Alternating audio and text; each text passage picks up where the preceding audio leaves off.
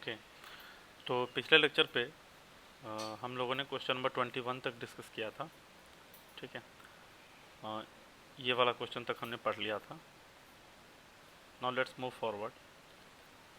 Question number 22, limit extending to 0 tan square greatest integer x upon greatest integer x का whole square is, इस limit का value पूछ रहा है। Limit extending to 0 tan square greatest integer of x upon greatest integer of x का square. तो यहाँ पे RHL निकालते हैं। RHL कितना होगा?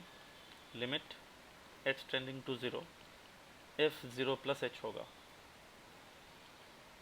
Limit h tending to 0 tan square greatest integer of 0 plus h upon greatest integer of 0 plus h का whole square. अब तुम देखो, ग्रेटेस्ट इंटीजर के अंदर 0 से थोड़ा सा भी बड़ा क्वांटिटी आएगा तो उसका वैल्यू क्या होता है? 0 होता है। तो लिमिट h टेंडिंग टू 0, ये तो ऐसा आ गया tan स्क्वायर 0 अपॉन नीचे में 0, क्योंकि greatest integer 0 plus h will B 0। तो ये तो tan 0 कितना होता है? 0, तो ये आ गया 0 अपॉन 0। अच्छा, एक चीज़ बताना, tending to 0 upon tending to 0, ये जो होता है दिस इज इनडिटर्मिनेट फॉर्म होता है ये। बट एग्जैक्ट 0 अपॉन एग्जैक्ट 0, ये मैथ्स के अंदर क्या होता है? अनडिफाइंड होता है। यहाँ पे जो आया है that is exact 0 upon exact 0, तो क्या हो जाएगा? डज नॉट एग्जिस्ट हो जाएगा। ये जो चीज़ है अनडिफाइंड हो गया, तो लिमिट क्या होगा? Does not exist. ठीक है, ऑप्शन डी हो जाएगा।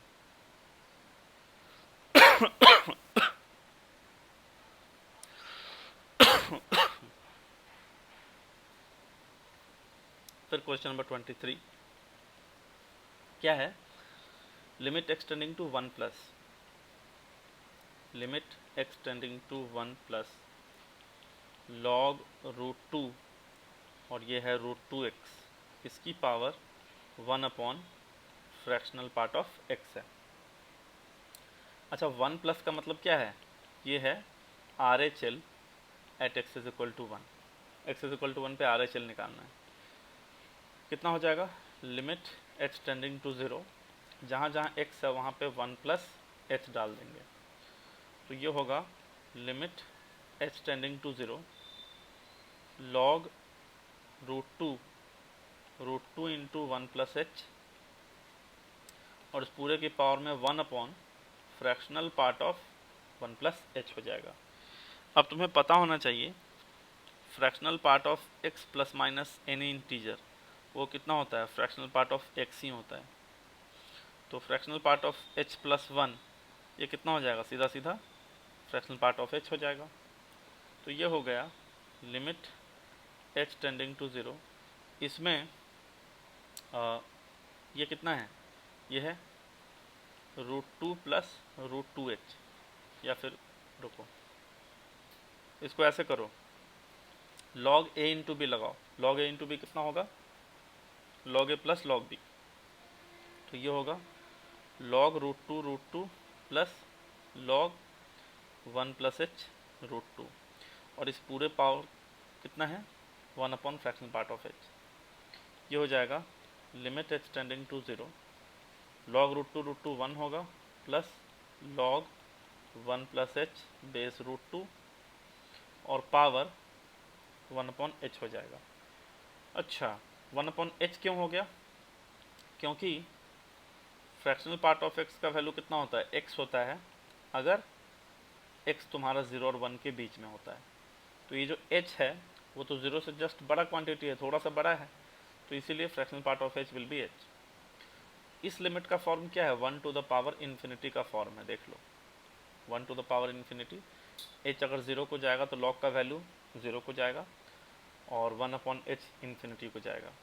तो 1 to the power infinity form कैसे सॉल्व करते हैं? e to the power limit h tending to 0, base में से एक घटाते हैं, है ना, तो 1 plus log 1 plus h root 2, इसमें से एक घटाया इनटू उसका पावर 1/h। ये मेथड हम पहले भी बता चुके हैं, इम्पॉर्टेंट है। तो e to the power limit h tending to 0 कितना हो गया, 1 से 1 कैंसिल करो, log 1 plus h root 2 by h. अब तुमने फॉर्मूला पढ़ा होगा, limit x tending to 0 log 1 plus x by x is equal to 1 होता है। लेकिन उस टाइम पे log का बेस e होना चाहिए, यहाँ पे log का बेस कितना है, रूट 2 है। तो चलो उसको e में कन्वर्ट करो, e to the power limit h tending to 0, इसको ऐसे लिखो, log 1 plus h base e into log e base root 2। log का जो बेस चेंज रूल है उससे हमने ऐसे कर लिया। अब इस लिमिट का आंसर कितना हो गया बताओ, इस लिमिट का आंसर हो गया 1। तो ये हुआ e की power 1 into log e base root 2। ठीक है, तो ऐसा कोई ऑप्शन है क्या, बिल्कुल ऑप्शन नंबर सी हो जाएगा, e की power log e base root 2। Next question, this question is a bit important. ठीक है, इसका solution, limit x tending to pi by 4 root 2 minus cos x plus sine x की power 5 1 minus sine 2x। ठीक है, तो चलो इसमें substitution करेंगे हम। सब्स्टिट्यूशन करने से हमारा काम बहुत आसान हो जाएगा। तो हमने क्या किया, पुट ये जो cos x plus sine x है उसको u मान लिया, cos x plus sine x को u मान लिया, दोनों तरफ स्क्वायरिंग करो तो कितना होगा, cos x plus sine x का whole square will be u square. अच्छा, तो cos x plus sine x का स्क्वायर कितना होगा, वो होगा 1 plus 2 sine x cos x, यानी sine 2x, this is u square. Question के नीचे में देखो तुम्हारे पास साइन 2x है, तो यहाँ से साइन 2x निकाल लो, कितना, u स्क्वायर माइनस 1। अब अगर तुमने cos x plus sine x को u माना है और x टेंडिंग टू कितना है, पाई बाई 4 है, तो u टेंडिंग टू कितना हो जाएगा बताओ, x tending to pi by 4 है तो u टेंडिंग टू हो जाएगा cos pi by 4 plus sine pi by 4, यानी 1 by root 2 plus 1 by root 2, तो u will tending to root 2। ठीक है, तो u टेंडिंग टू रूट 2 हो गया। तो अब ये जो क्वेश्चन है क्या बनेगा, limit u is tending to root 2 और 4 root 2 minus u to the power 5 upon 1 minus sine 2x की जगह पे u स्क्वायर माइनस 1। ठीक है, ऐसे हो जाएगा। अब क्या करेंगे, देखो limit u tending to root 2, इस 4 रूट 2 को लिखा ऐसे, रूट 2 की power 5 minus u to the power 5, और नीचे कितना हो जाएगा 2 माइनस u स्क्वायर, तो रूट 2 का पावर 2 माइनस u का पावर 2। ठीक है, अब हमारे पास एक फॉर्मूला होता है, एल्जेब्रिक लिमिट में पढ़ते हैं, क्या फॉर्मूला होता है, limit x tending to a x to the power m minus a to the power m upon x to the power n minus a to the power n, ये कितना होता है m by n a to the power m minus n, ये होता है। तो इस formula पे अगर इसको तुम सेट करना चाहो तो कितना हो जाएगा, limit u tending to root 2, ऐसे लिखो u to the power 5 minus root 2 to the power 5 upon u to the power 2 minus root 2 की पावर 2। देखो एग्जैक्टली सेम फार्मूला पे है, तो यहाँ पे m का वैल्यू क्या हो गया, m का वैल्यू 5 हो गया, n का वैल्यू 2 हो गया और a का वैल्यू रूट 2 हो गया। तो आंसर कितना हो जाएगा, m बाई n a की पावर m माइनस n, यानी 5 बाई 2 रूट 2 की पावर 5 माइनस 2, तो ये होगा 5 बाई 2 इंटू 2 रूट 2, यानी कितना आ रहा है 10 आ रहा है, सॉरी 10 थोड़ी ना आ रहा है, 5 रूट 2 आ रहा है, 5 रूट 2, 5 रूट 2 हो जाएगा आंसर। Next question, limit x tending to pi greatest integer of sine x plus x, यहाँ पे ये दे रखा है this bracket is greatest integer, तो limit x tending to pi greatest integer of sine x plus x. अब इसका RHL लिखो। देखो जब भी ग्रेटेस्ट इंटीजर फ्रैक्शनल पार्ट ये सब आता है तो RHL LHL लेके तब सॉल्व करना, ठीक है। RHL LHL लेके फिर सॉल्व करेंगे। तो कितना हो जाएगा, limit h tending to 0 f of pi plus h हो जाएगा। तो यानी limit h tending to 0 greatest integer of sine pi plus h plus pi plus h। अब एक बात देखो, ये साइन एक्स का ग्राफ में ड्रॉ कर रहा हूँ, ठीक है, यहाँ पे पाई होता है। तो एक बात बताओ, sign pi plus h, sign pi plus h का वैल्यू कहाँ को जाएगा, पाई से थोड़ा भी आगे बढ़ोगे तो साइन नेगेटिव हो जाएगा, मतलब वो 0 माइनस होगा, मतलब 0 से थोड़ा सा छोटा होगा। तो अगर ग्रेटेस्ट इंटीजर मैं बोलूँ साइन पाई प्लस h तो कितना हो जाएगा, -1 हो जाएगा। जैसे ही 0 से थोड़ा भी छोटा इनपुट रहेगा तो आउटपुट -1, तो कितना हो जाएगा इस लिमिट का answer, sign pi plus h का value -1 plus pi plus h का तो पाई, तो पाई -1 हो गया RHL। LHL देखते हैं, limit h tending to 0 f of pi minus h, तो ये होगा limit h tending to 0 greatest integer of sine pi minus h, ठीक है, प्लस बाहर में पाई माइनस h, ऐसा। तो अब बताओ कितना होगा फिर, अगेन अब पाई माइनस h देखो, पाई से थोड़ा भी कम रहेगा, देखो साइन पाई माइनस h, पाई से थोड़ा भी छोटा करोगे तो वैल्यू क्या रहेगा, 0, एक्स एक्सिस के ऊपर रहेगा ग्राफ, तो वैल्यू 0 पॉजिटिव। तो इसीलिए अगर मैंने बोला greatest integer of sine pi minus h, तो वो तो कितना हो जाएगा, 0 हो जाएगा, ठीक है। तो ये हो जाएगा 0 प्लस पाई, यानी ये पाई आ रहा है। तो LHL not equal to RHL बराबर नहीं आया, तो दिस इम्प्लाइज LDNE, LDNE मतलब लिमिट डज नॉट एग्जिस्ट। तो आंसर क्या हो जाएगा, ऑप्शन डी हो जाएगा। Let's move forward, question number 26। This question says slope of tangent to the curve y equal to this at the point where x is equal to 1। देखो slope of tangent क्या होता है, slope of tangent होता है dy by dx at x is equal to a। Slope of tangent at x is equal to a अगर निकालना है तो उसके लिए आपको dy बाई dx निकालना पड़ेगा x is equal to a पे। तो ये फंक्शन क्या दे रखा है, y is equal to integration 0 से x dx by 1 plus x cube. तो इसको तुम ऐसे भी लिख सकते हो 0 से x dt by 1 plus T cube. क्यों भाई, बिकॉज a से b F X D X is equal to a से b F T D T होता है, ठीक है, ओके। तो अब D Y by D X निकालो, लेबनिज रूल लगाओगे। लेबनिज रूल अगर नहीं मालूम है तो इसे पीछे के वीडियो में मैंने डिस्कस किया हुआ है, तुम देख सकते हो।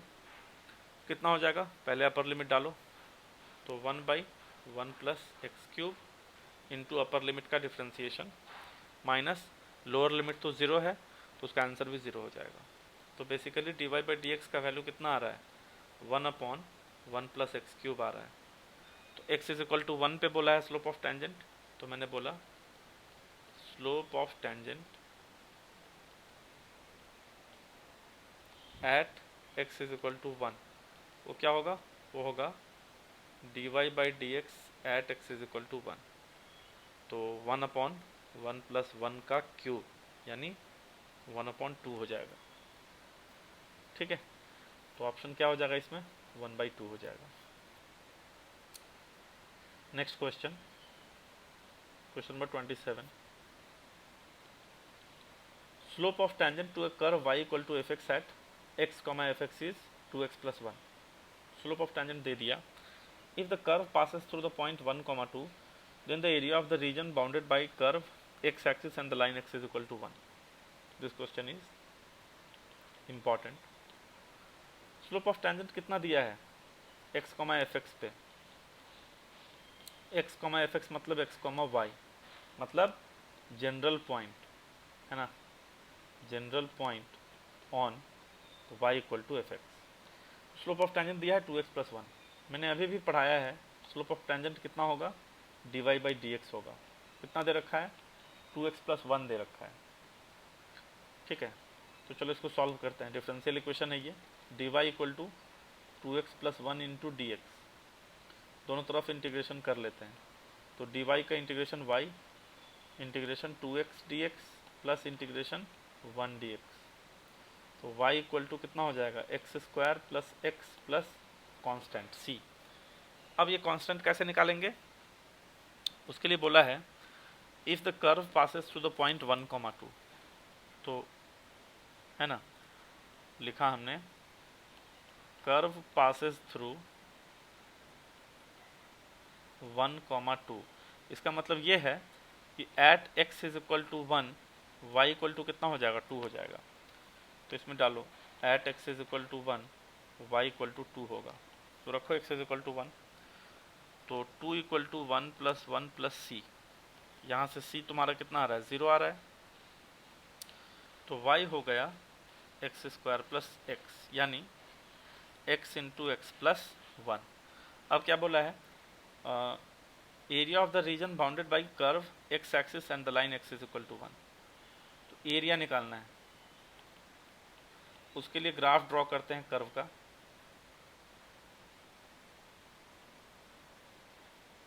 ठीक है, ये क्या है, पैराबोला है।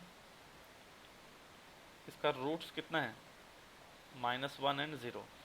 तो यहाँ पे -1, यहाँ पे 0, ऐसे करके ग्राफ होगा। इसका ग्राफ ऐसा होगा। अब कौन सा लाइन है, x is equal to 1, x is equal to 1 line बनाओ। x इज इक्वल टू 1 कुछ ऐसा आएगा। ठीक है, this line is x is equal to 1। ये इसको कहाँ पे कट किया, मान लो P पॉइंट पे कट किया। तो मेरे को कौन सा एरिया चाहिए, area bounded by curve x axis and the line x is equal to 1। तो कर्व x एक्सिस और x इज इक्वल टू 1 के द्वारा बाउंड किया गया एरिया ये हो जाएगा। ठीक है, तो इंटीग्रेशन लगाना पड़ेगा, एरिया अंडर द कर्व वाला कॉन्सेप्ट लगाना पड़ेगा। ठीक है, उसके लिए P का कोऑर्डिनेट चाहिए।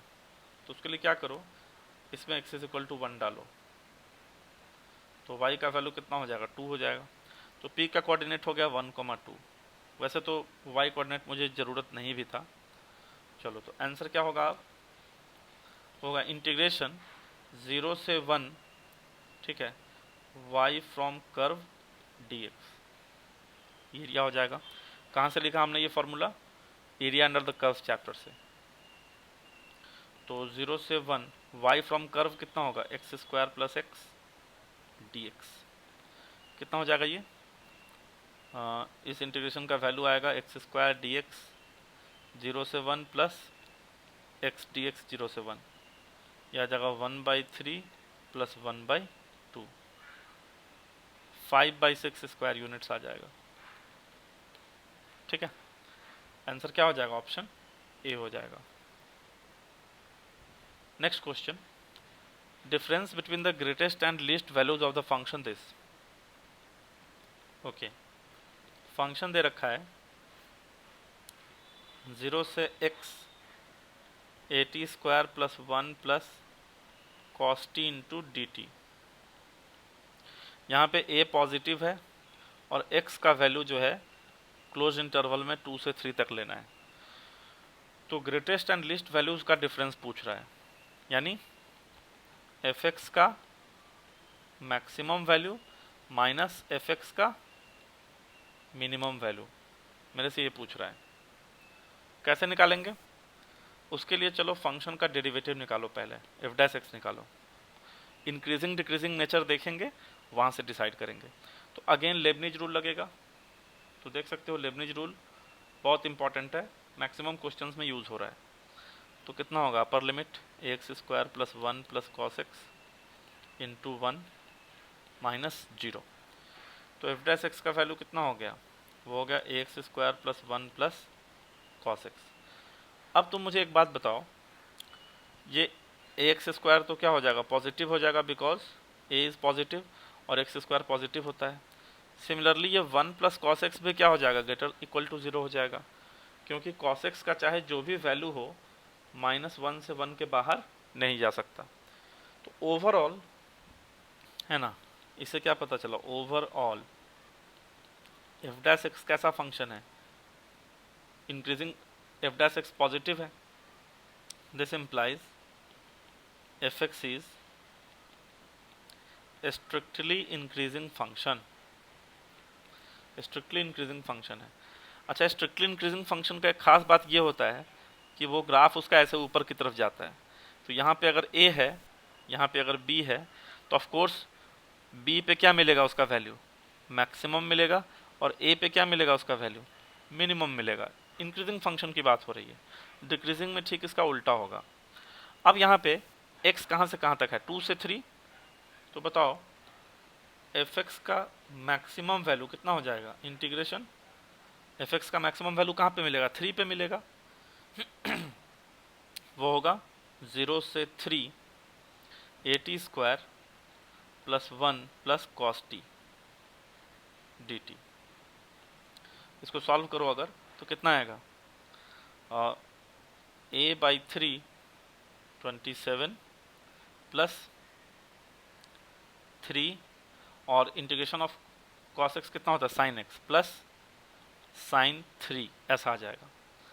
एफ एक्स मिनिमम कितना हो जाएगा, मिनिमम वैल्यू 2 पे मिलेगा, एफ ऑफ 2 वो हो जाएगा 0 से 2 at² plus 1 plus cos T D T. ठीक है, तो ये हो जाएगा a/3 t³ यानी 8 प्लस 2 माइनस 0 प्लस साइन 2। तो डिफरेंस कितना हो जाएगा, वो हो जाएगा, पहले वो वाला वैल्यू लिखो, कितना 9a plus 3 plus sine 3 minus 8a/3 plus 2 plus sine 2। ये कितना आ रहा है, 10a/3 plus 3 minus 2 1 plus sine 3 minus sine 2, ऐसा आ रहा है। तो 10a/3 ना, नहीं 19a/3 होगा, 9a माइनस 8a/3 कितना हो जाएगा, 19a/3 हो जाएगा, यानी ऑप्शन नंबर ए हो जाएगा। ठीक है, अगला question, question number 29। This is a bit important. क्या बोला, let F double dash x is greater than 0। F double dash X जो है वो पॉजिटिव है for all X belonging to R, G X is equal to F of 2 minus X plus F of 4 plus X. G X is increasing. देखो G X is increasing, इसका मतलब क्या है, इसका मतलब ये है कि g dash x is greater than 0। Now एक बात बताओ, f double dash x is greater than 0, तो इसको मैं कैसे लिख सकता हूँ, d/dx of f dash x is greater than 0। तो इसका मतलब है F dash x is an increasing function. इसका मतलब ये हुआ कि f dash x increasing function हो गया। अब f dash x increasing function बोलने का मतलब समझते हो कि अगर तुम x1 अगर x2 से बड़ा लोगे तो एफ डैश x1 का वैल्यू एफ डैश x2 से बड़ा आएगा। ठीक है, इंक्रीजिंग का मतलब ही यही होता है कि लोअर इनपुट पे लोअर आउटपुट, हायर इनपुट पे हायर आउटपुट। ओके, अब आते हैं, gx का वैल्यू क्या दे रखा है, gx का वैल्यू दे रखा है F of 2 minus X plus F of 4 plus x, ये दे रखा है। चलो जी डैश एक्स निकालो, तो ये हो जाएगा एफ डैश 2 माइनस एक्स और फिर चेन रूल से माइनस एक्स का -1 plus F dash 4 plus X into 1। तो ये हो गया F dash 4 plus X minus F dash 2 minus X. ठीक है। Now if G X is increasing function, अगर जी एक्स एक इंक्रीजिंग फंक्शन है तो this implies G dash X को क्या होना पड़ेगा, पॉजिटिव होना पड़ेगा। पॉजिटिव होना पड़ेगा इसका मतलब है F dash 4 plus X minus F dash 2 minus x को क्या होना पड़ेगा, पॉजिटिव। इसका मतलब ये है कि एफ डैश 4 प्लस एक्स को एफ डैश 2 माइनस एक्स से बड़ा होना पड़ेगा। तो इसका मतलब ये है, देखो again F dash X one मैंने पढ़ाया है यहाँ पे, एक्स वन अगर एक्स टू से बड़ा लेंगे तो F dash X one F dash X two से बड़ा आएगा। तो यहाँ पे क्या है, F dash this is greater than F dash this. इसका मतलब है 4 plus X should be greater than 2 minus X. तो ये हो गया 2x इज ग्रेटर देन, ठीक है, माइनस 2। तो x का वैल्यू किससे बड़ा हो गया, -1 से बड़ा हो गया। तो ऑप्शन सी हो जाएगा, x बिलोंग्स टू -1 से बड़ा है तो मतलब -1 से इन्फिनिटी, ठीक है, ये हो जाएगा। ये क्वेश्चन भी देख लेते हैं, question number 30। This is also important. क्या बोला, f1x का वैल्यू 2x है, f2x का value 3 sin x minus x cos x है। x पाई 0 से पाई बाई 2 में है, तो मुझे ये पता लगाना है कि कौन बड़ा होगा, f1x बड़ा है या f2x बड़ा है या फिर f1 mod x f2 mod x से छोटा है, इस टाइप से। ओके, देखो कौन चीज़ बड़ा है कौन चीज़ छोटा है कैसे पता करते हैं। देखो अगर a माइनस बी पॉजिटिव आता है तो हम बोलते हैं a b से बड़ा है, और अगर a माइनस बी निगेटिव आता है तो हम बोलते हैं a b से छोटा है। कॉन्सेप्ट तो यही होता है। तो हमें अगर पता करना है कौन बड़ा है कौन छोटा है, तो लेट एक फंक्शन मानते हैं H x, f1x minus f2x मान लेते हैं, ठीक है, f1x माइनस f2x कितना हो जाएगा, 2x minus 3 sin x minus x cos x, यानी 2x minus 3 sin x plus x cos x. ऐसे करके हमने एक फंक्शन मान लिया एच एक्स। अब अगर मैं ये प्रूव कर दूं कि एच एक्स निगेटिव है तो क्या प्रूव हो जाएगा, ये प्रूफ हो जाएगा f2x f1x से बड़ा है, ठीक है। और अगर मैंने प्रूफ किया hx 0 से छोटा तो क्या प्रूफ होगा, f2x f1x से बड़ा। और अगर ये प्रूफ किया कि hx पॉजिटिव है तो इसका मतलब हुआ f1x f2x से बड़ा। तो hx को पॉजिटिव नेगेटिव दिखाने के लिए हम मोनोटोनिसिटी का सहारा लेते हैं, है ना, इंक्रीजिंग डिक्रीजिंग का। चलो h डैश x निकालो, कितना होगा, 2 minus 3 cos x plus cos x minus x sine x, ये आएगा। तो ये हो गया 2 minus 2 cos x minus x sine x, ठीक है। तो इससे तो मुझे पता नहीं चल पा रहा है कौन बड़ा है कौन, माने एच डैश एक्स पॉजिटिव है निगेटिव है ये पता नहीं चल पा रहा है।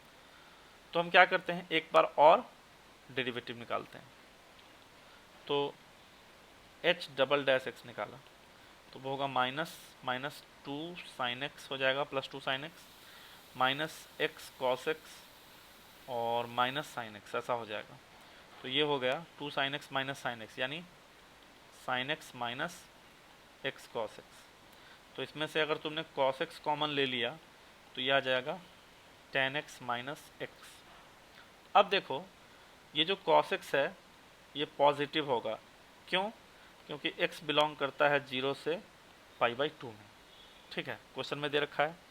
अब ये tan x माइनस एक्स कैसा होगा, तो उसके लिए वेरी वेरी इंपॉर्टेंट याद रखना, 0 से पाई बाई 2 में x जो है वो sin x से बड़ा होता है और tan x जो है वो x से बड़ा होता है। उसका रीज़न ये है कि ग्राफ अगर बनाओगे तो 0 से पाई बाई 2 में tan x का ग्राफ कुछ ऐसा आएगा और x ऐसा होता है, ये y इक्वल टू एक्स होता है, ये y equal to tan x होता है। तो ग्राफ से तुम देख सकते हो tan x is greater then x, तो ये क्वांटिटी भी क्या हो गया, पॉजिटिव हो गया, because tan x is greater then x। तो इसका क्या मतलब है, h डबल डैश x जो है पॉजिटिव हो गया। तो h डबल डैश पॉजिटिव होने का मतलब क्या होता है, h dash x is an increasing function, H dash x एक इंक्रीजिंग फंक्शन होगा। तो इसका मतलब ये है अगर मैंने x 0 से बड़ा लिया तो एच डैश एक्स क्या होगा, वो एच डैश 0 से बड़ा होगा। एच डैश एक्स लिखो कितना है, 2 minus 2 cos x minus x sine x, ये होगा 2 minus 2 cos x minus x sine x, और ये एच डैश 0 से बड़ा, तो इसी में 0 डालो तो 2 माइनस 2 0 माइनस 0 यानी 0। अच्छा तो ये कितना आ गया, एच डैश एक्स जो है 0 से बड़ा आ गया। देख लो ये तो एच डैश एक्स है ना, 2 माइनस 2 कॉस एक्स, तो एच डैश एक्स 0 से बड़ा, इसका मतलब ये हुआ H x is increasing function. H dash x अगर पॉजिटिव होगा तो एच एक्स इंक्रीजिंग फंक्शन। तो सेम कॉन्सेप्ट एच एक्स के लिए, सो अगर x ग्रेटर देन 0 लोगे तो H x will be greater then H of 0, क्यों, H x is increasing function. तो बस एच एक्स कितना है, f1x माइनस f2x, चलो ठीक है ऐसे लिखता हूँ, ये हो गया 2x minus 3 sin x minus x cos x, and this will be greater then H of 0 कितना होगा, वो होगा 0। तो यहाँ से क्या आया, 2x is greater then 3 sin x minus x cos x, तो यहाँ से कितना मिला, f1x is greater then f2x हो जाएगा। ये इसका सॉल्यूशन हो गया, ऑप्शन नंबर बी हो जाएगा।